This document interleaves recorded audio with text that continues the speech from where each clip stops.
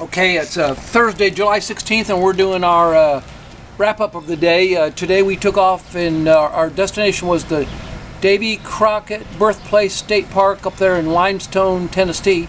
We left, went up 640, got on Asheville Highway, went through, and then got on 2570, went through Dandridge, and then Newport, and then from Newport we went through the actual little town of Del Rio. Stopped there for just a second, got back on 2570, and then took 107, and we had stopped earlier and got gas.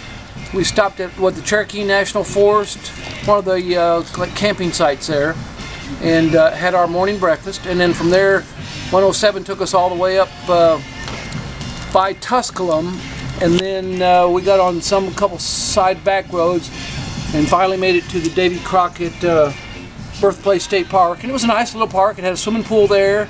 It's right on the Nolichucky River, and there were people fishing and camping, and looked like one family was having a picnic. There's a little museum there. We got to watch 2 or 3 videos, and they had several more to go, but it was getting kind of lengthy, so we did that. And then from there we went to the small town of Limestone, and I had never been there before. And it's an unusual little town. It has kind of an old shopping district right next to the railroad track. Like years ago, it used to be some shops there, and most of them were abandoned now. But in one of the shops, like on the second floor of the shop, it was open, and there were 2 old MGs just sitting up there. We don't even know how they got them up there. You could tell they were parts cars, didn't have engines or anything in them, but they were almost complete MGs sitting up there in this top of this building, but there was no front on the building. It was just unusual, kind of. You can probably see it in the pictures. And then also in one of the other buildings we looked in, we could see a gold wing, but in front of the gold wing there was like a real long Harley, some kind of chopper. We couldn't see real well. It looked like it'd been in there for a long, one of those things you find on American Pickers, if that's even true, you know. But it was kind of neat. That was in Limestone. And then from Limestone we took some back roads that got on 11E, went to Greenville, and stopped at the Dairy Queen, had a nice lunch, sandwiches and a bunch of ice cream, which we love on these hot days. I think I took a picture of the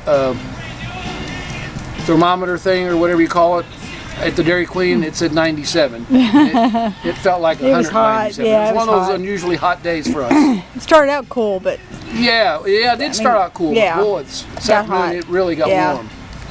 And then from Greenville, we went through downtown Greenville, and then we took 349, which is a beautiful country road.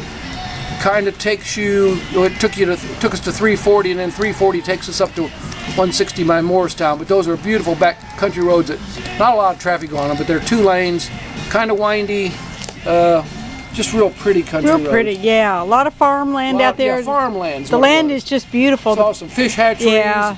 A bunch of huge farms. Tobacco farms and corn. That one farm looked like it had 50 people there working there. Yeah, it's really some beautiful farms. Yeah, it was.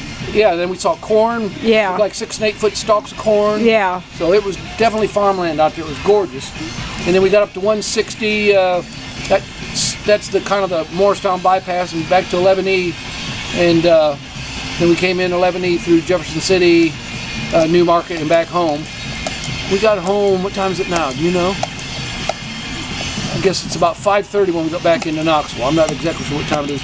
And our total ride was 206 miles, I believe. So, right. What was your favorite thing of the day?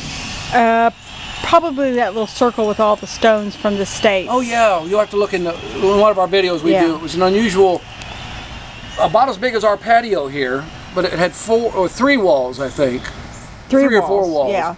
And they had an actual stone, some stone. Or maybe it was 4 walls. Yeah, 3 or 4 walls. You have to look in the video, but an actual stone from each of the 50 states of the nation.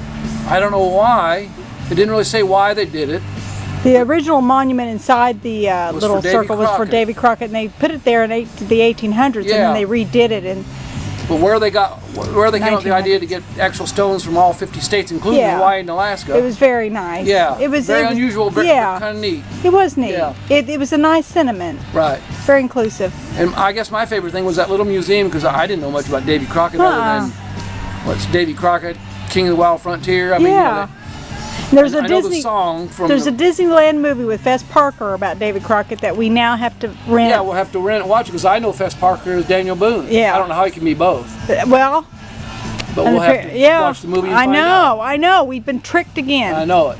And so apparently Davy Crockett he did a bunch of different things, but it was interesting because I did not know much about him, and he was born right there in Limestone. Yeah. Right outside of Chuckey. He was probably my favorite real independent spirit, and I think the most interesting thing one of the more interesting things for me on him was that when he was a kid, his father sold him sold him when he was 12, and then he went off to Baltimore, almost got on a ship going to England, and just doing work for people. And he said it ended up being a good experience because people.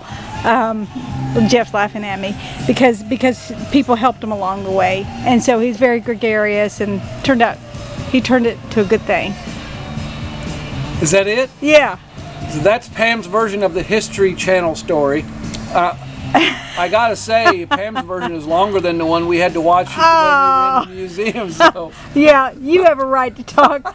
We have a long-standing issue about who talks the most, and I think Jeff wins. Pam doesn't like to be around people that talk a lot because then she feels like she gets shortchanged. That's an out-and-out lie. All right, well, this video's run probably 12 minutes. Oh, it's a long one, baby. Okay. All right, so we're going to say goodbye. This was our day ride to Davy Crockett, and we'll talk to you the next time. Thank you. You should go. Bye-bye.